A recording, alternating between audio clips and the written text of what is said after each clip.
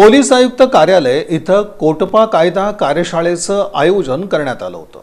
दिनांक 23 मे रोजी राष्ट्रीय तंबाखू नियंत्रण कक्ष, ग्रामीण विकास संस्था, छत्रपती संभाजीनगर व जिल्हा रुग्णालय सोलापूर शहर यांच्या समन्वयानं पोलीस आयुक्तालय सोलापूर शहर इथं कार्यशाळेचं आयोजन करण्यात आलं होतं। कार्यशाळेचं उद्घाटन सहाय्यक पोलीस आयुक्त राजन माने यांच्या हस्ते करण्यात आलं। यानंतर या कार्यशाळेचं सूत्रसंचालन सुनील दोरगे, वरिष्ठ पोलीस निरीक्षक गुन्हे शाखा यांनी केलं। या कार्यशाळेस सुहास माने, जिल्हा शल्यचिकित्सक सोलापूर यांनी मार्गदर्शन केलं। तसंच कार्यशाळेसाठी पोलीस आयुक्तालय सोलापूर शहर, पोलीस ठाणे आणि शाखेकडील पोलीस अधिकारी आणि अंमलदार मोठ्या संख्येनं उपस्थित होते।